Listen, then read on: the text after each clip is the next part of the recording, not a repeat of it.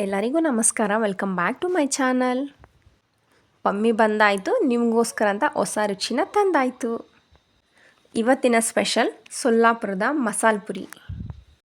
ನಮ್ಮ ಚಾನಲ್ನ ಮೊದಲನೇ ಟೈಮ್ ನೋಡ್ತಾ ಇರೋಂಥವ್ರು ದಯವಿಟ್ಟು ಸಬ್ಸ್ಕ್ರೈಬ್ ಆಗಿ, ಹಾಗೆ ಮೊದಲೇ ಸಬ್ಸ್ಕ್ರೈಬ್ ಆಗಿರೋಂಥವ್ರು ನಮ್ಮ ಚಾನಲ್ನ ಪೂರ್ತಿ ನೋಡಿ ಹಾಗೆ ನಮಗೆ ಸಪೋರ್ಟ್ ಮಾಡಿ.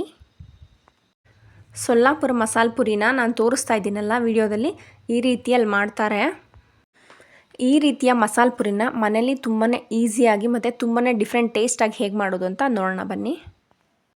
ನಾನಿಲ್ಲಿ 1 ಕಪ್ ಆಗುವಷ್ಟು ಒಣಗಿರುವಂತಹ ಬಟಾಣಿನ ತೊಗೊಂಡಿದ್ದೀನಿ. ಈ ಬಟಾಣಿನ ಚೆನ್ನಾಗಿ ನೀರಲ್ಲಿ ನೆನೆಸ್ಕೊಳ್ಬೇಕಾಗತ್ತೆ. 5 ಅವರ್ಸು ಬಟಾಣಿನ ನೀರಲ್ಲಿ ನಾನು ನೆನೆಸ್ಕೊಂಡಿದ್ದೀನಿ. ನೆಂದಿರುವಂತಹ ಬಟಾಣಿನ ನೀರಲ್ಲಿ ಹಾಕ್ಬಿಟ್ಟು ಬೇಯಿಸ್ಕೊಳ್ತಾ ಇದ್ದೀನಿ. ಅದ್ರ ಜೊತೆಗೆ ಒಂದು 4 ಆಲೂಗೆಡ್ಡೆನ ಕೂಡ ಹಾಕ್ಕೊಳ್ತಾ ಇದ್ದೀನಿ. ಇದ್ರ ಜೊತೆಗೆ 1 ಟೇಬಲ್ ಸ್ಪೂನ್ ಆಗೋಷ್ಟು ಅರಳುಪ್ಪನ್ನ ಹಾಕ್ಬಿಟ್ಟು 4ರಿಂದ 5 ವಿಷಲ್ ಇದನ್ನು ಚೆನ್ನಾಗಿ ಬೇಯಿಸ್ಕೊಳ್ಬೇಕಾಗತ್ತೆ. ಇವಾಗ ಒಂದು ಪಾತ್ರೆನ ಬಿಸಿಗೆ ಇಟ್ಕೊಂಡಿದ್ದೀನಿ. ಈ ಪಾತ್ರೆ ಕಾದ ನಂತರ ಇದಕ್ಕೆ 7ರಿಂದ 8 ಟೇಬಲ್ ಸ್ಪೂನ್ ಆಗುವಷ್ಟು ಎಣ್ಣೆನ ಹಾಕ್ಕೊಳ್ತಾ ಇದ್ದೀನಿ. ಕಾದಿರುವಂತಹ ಎಣ್ಣೆಗೆ 3 ಲವಂಗ ಮತ್ತು 1.5 ಇಂಚ್ ಆಗುವಷ್ಟು ಚಕ್ಕೆನ ಹಾಕ್ಕೊಳ್ತಾ ಇದ್ದೀನಿ. 1 ಟೇಬಲ್ ಸ್ಪೂನ್ ಆಗುವಷ್ಟು ಸೋಂಪು ಕಾಳು ಮತ್ತು 1 ಇಂಚ್ ಆಗುವಷ್ಟು ಹಸಿ ಶುಂಠಿ ಮತ್ತು 15ರಿಂದ 20 ಬೆಳ್ಳುಳ್ಳಿನ ಹಾಕ್ಕೊಳ್ಬೇಕಾಗುತ್ತೆ, ಬಾಲ ತೆಗೆದಿರುವಂಥದ್ದು. ನಾವು ಬೆಳ್ಳುಳ್ಳಿನ ಬಳಸುವಾಗ ಅದರ ಹಿಂದ್ಗಡೆ ಇರುವಂತಹ ಬಾಲನ ಕಿತ್ತುಬಿಟ್ಟು ಹಾಕಿದ್ರೆ ತುಂಬಾ ಒಳ್ಳೆಯದು, ಯಾಕಂದರೆ ಅದು ಜೀರ್ಣ ಆಗೋದಿಲ್ಲ. ಹಾಗಾಗಿ ಬೆಳ್ಳುಳ್ಳಿ ಮತ್ತು ಶುಂಠಿ ಚೆನ್ನಾಗಿ ಫ್ರೈ ಆಗಿದೆ. ಅದು ಫ್ರೈ ಆದ ನಂತರ 1 ಕಪ್ಪು ಟೊಮೆಟೊನ ಹಾಕ್ಕೊಳ್ತಾ ಇದ್ದೀನಿ. ಮೀಡಿಯಮ್ ಸೈಜು 3 ಟೊಮೆಟೊನ ನಾನು ಇಲ್ಲಿ ತೊಗೊಂಡಿದ್ದೀನಿ. ಈ ಟೊಮೆಟೊನ ಕೂಡ ಸ್ವಲ್ಪ ಫ್ರೈ ಮಾಡ್ಕೊಳ್ಬೇಕಾಗತ್ತೆ.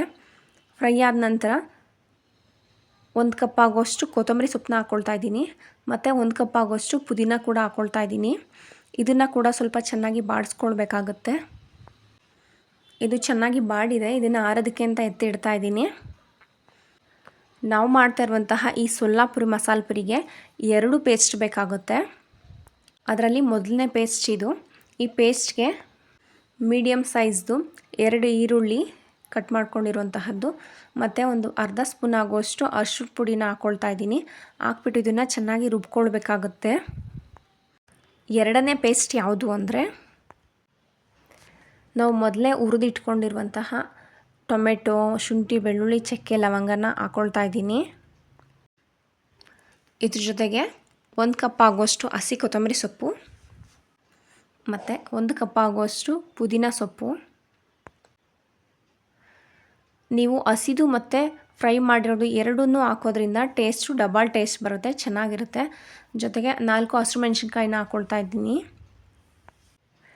ನಾವು ಮಾಡ್ತಾ ಇರುವಂತಹ ಈ ಮಸಾಲೆ ಪುರಿಗೆ ಲಾಸ್ಟಲ್ಲಿ ನಾನು ನಿಮಗೆ ಒಂದು ಸೀಕ್ರೆಟ್ನ ಹೇಳ್ತೀನಿ. ಅದನ್ನು ಹಾಕೋದ್ರಿಂದ ಟೇಸ್ಟು ಡಬಲ್ ಆಗುತ್ತೆ, ತುಂಬಾ ಚೆನ್ನಾಗಿರುತ್ತೆ. 1 ಕಪ್ ಬಟಾಣಿನ ಹಾಕ್ಬಿಟ್ಟು ನಾನಿವಾಗ ರುಬ್ಕೊಳ್ತಾ ಇದ್ದೀನಿ. ನಾನಿವಾಗ ಒಂದು ಪಾತ್ರೆನ ಬಿಸಿಗೆ ಇಟ್ಕೊಂಡಿದ್ದೀನಿ. ಈ ಪಾತ್ರೆ ಸ್ವಲ್ಪ ಬಿಸಿ ಆದ ನಂತರ 10 ಟೇಬಲ್ ಸ್ಪೂನಷ್ಟು ಎಣ್ಣೆನ ಹಾಕ್ಕೊಂಡಿದ್ದೀನಿ.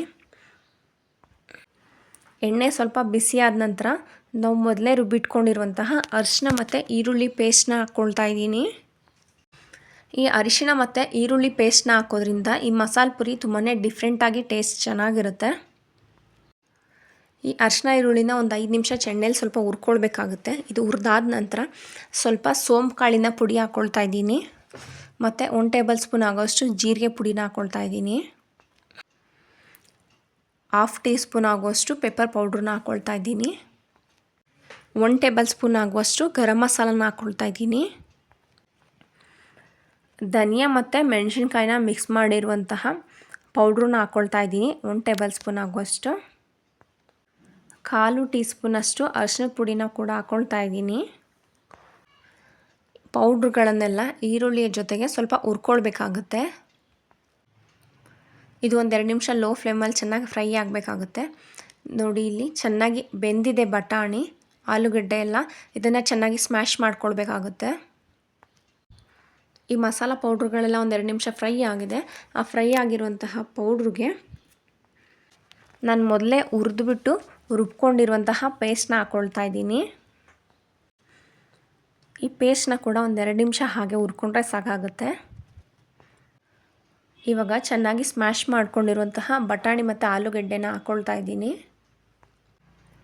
ಈ ಪೇಸ್ಟ್ ಎಲ್ಲ ಹಾಕ್ಬಿಟ್ಟು ಮಿಕ್ಸಿ ಜಾರ್ಗೆ ನೀರು ಹಾಕ್ಬಿಟ್ಟು ಮತ್ತು ಅದನ್ನು ಕೂಡ ಹಾಕ್ಕೊಳ್ತಾ ಇದ್ದೀನಿ.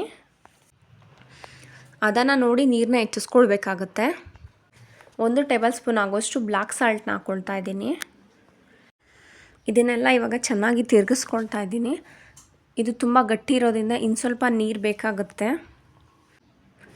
ಈ ಮಸಾಲೆ ಪುರಿಯ ಮಸಾಲ ತುಂಬ ತೆಳುನೂ ಇರಬಾರ್ದು, ಹಾಗಂತ ತುಂಬ ಗಟ್ಟಿ ಕೂಡ ಇರಬಾರ್ದು. ಎಕ್ಸ್ಟ್ರಾ ನೀರನ್ನ ಆ್ಯಡ್ ಮಾಡಿಬಿಟ್ಟು 1.5 ಟೇಬಲ್ ಸ್ಪೂನ್ ಆಗೋಷ್ಟು ಅರಳುಪ್ಪನ್ನ ಹಾಕ್ಕೊಳ್ತಾ ಇದ್ದೀನಿ. ನೋಡಿ ಇವಾಗ ಇದು ಮಧ್ಯದಲ್ಲಿ ತುಂಬ ಚೆನ್ನಾಗಿ ಕುದೀತಾ ಇದೆ. ನೀವು ಈ ಒಂದು ಮಸಾಲಾನ ರೆಡಿ ಮಾಡಿಕೊಂಡ್ರೆ ಸಾಕಾಗುತ್ತೆ. ಇದರಿಂದ 3 ರೀತಿಯಾದಂತಹ ಸ್ನ್ಯಾಕ್ಸ್ನ ನೀವು ರೆಡಿ ಮಾಡ್ಕೊಳ್ಬೋದು. ಆ ಸ್ನ್ಯಾಕ್ಸ್ ಯಾವುದ್ಯಾವುದು ಅನ್ನೋದನ್ನು ನಾನು ಶಾರ್ಟ್ಸಲ್ಲಿ ಅಪ್ಲೋಡ್ ಮಾಡಿದ್ದೀನಿ. ನೀವು ಆ ಶಾರ್ಟ್ಸ್ನ ನೋಡೋದ್ರಿಂದ ಸ್ನ್ಯಾಕ್ಸ್ನ ತಿಳ್ಕೊಳ್ಬೋದು. ಇದು ಯಾವ ಹದಕ್ಕೆ ಇರಬೇಕು ಅಂತ ಇಲ್ಲಿ ತೋರಿಸ್ಕೊಡ್ತೀನಿ ನೋಡಿ. ಇಷ್ಟು ತೆಳು ಇದ್ದರೆ ಇದು ಸಾಕಾಗುತ್ತೆ. ಈ ಮಸಾಲೆ ಪುರಿ ಟೇಸ್ಟ್ ಅಲ್ಲ, ಸ್ಮೆಲ್ ಕೂಡ ತುಂಬಾ ಡಿಫ್ರೆಂಟ್ ಆಗುತ್ತೆ, ತುಂಬ ಚೆನ್ನಾಗಿರುತ್ತೆ ಕೂಡ. ಚಾಟ್ಸ್ ಅಂಗಡಿಯವರೇ ಹೇಳ್ಕೊಟ್ಟಿರುವಂತಹ ರೆಸಿಪಿ ಇದು. ನಾವು ಅಡುಗೆಯಲ್ಲಿ ಮಾಡುವಂತಹ ಒಂದು ಚಿಕ್ಕ ಚಿಕ್ಕ ಚೇಂಜಸ್ಸು ತುಂಬಾ ಡಿಫ್ರೆಂಟ್ ಆಗಿರುವಂತಹ ರುಚಿಗಳನ್ನ ಕೂಡ ಕೊಡುತ್ತೆ. ನಾನಿವತ್ತು ಅಂಗಡಿಯಲ್ಲೇ ಸಿಗುವಂತಹ ರೆಡಿ ಪೂರಿಯನ್ನು ತಂದುಬಿಟ್ಟು ಎಣ್ಣೆಲ್ಲಿ ಹಾಕ್ಬಿಟ್ಟು ತೋರಿಸ್ತಾ ಇದ್ದೀನಿ. ಈ ಪೂರಿಗಿಂತ ನೀವು ಮನೆಯಲ್ಲೇ ರೆಡಿ ಮಾಡಿ ಮಾಡುವಂತಹ ಪೂರಿಯಲ್ಲಿ ಮಸಾಲೆ ಪೂರಿ ತುಂಬಾ ಟೇಸ್ಟ್ ಚೆನ್ನಾಗಿರುತ್ತೆ. ನಿಮಗೇನಾದರೂ ಆ ಪೂರಿ ತಿನ್ನಬೇಕು ಅಂತ ಅನಿಸಿದ್ರೆ ಕಮೆಂಟಲ್ಲಿ ತಿಳಿಸಿ. ನಾನು ನೆಕ್ಸ್ಟ್ ವಿಡಿಯೋಗಳಲ್ಲಿ ಮನೆಯಲ್ಲೇ ಹೇಗೆ ಪೂರಿ ಮಾಡೋದು ಅಂತ ಕೂಡ ಅಪ್ಲೋಡ್ ಮಾಡ್ತೀನಿ. ನೋಡಿ ಪೂರಿ ಈಗ ರೆಡಿಯಾಗಿದೆ. ರೆಡಿಯಾಗಿರುವಂತಹ ಪೂರಿಗೆ ನಾನು ಮಸಾಲೆನ ಹಾಕ್ಕೊಳ್ತಾ ಇದ್ದೀನಿ. ನಾನು ನಿಮಗೆ ಲಾಸ್ಟಲ್ಲಿ ಹೇಳಬೇಕು ಅಂತಿರೋಂತಹ ಸೀಕ್ರೆಟು, ಕುಕ್ಕೆ ಸುಬ್ರಹ್ಮಣ್ಯದಲ್ಲಿ ನಾವು ತಿಳ್ಕೊಂಡಂತಹ ಈ ಸೀಕ್ರೆಟ್ ಏನಂತ ಲಾಸ್ಟಲ್ಲಿ ನಿಮಗೆ ತಿಳಿಸ್ಕೊಡ್ತೀನಿ. ಮಸಾಲ ಮೇಲೆ ಸ್ವಲ್ಪ ಈರುಳ್ಳಿ ಮತ್ತು ಸೇರ್ಕೊಂಡಿರುವಂತಹ ಕ್ಯಾರೆಟು ಮತ್ತು ಸಣ್ಣಕ್ಕೆ ಕಟ್ ಮಾಡ್ಕೊಂಡಿರುವಂತಹ ಟೊಮೆಟೊ, ಅದ್ರ ಜೊತೆಗೆ ಸ್ವಲ್ಪ ಸೇವನ್ನ ಕೂಡ ಹಾಕ್ಕೊಳ್ತಾ ಇದ್ದೀನಿ.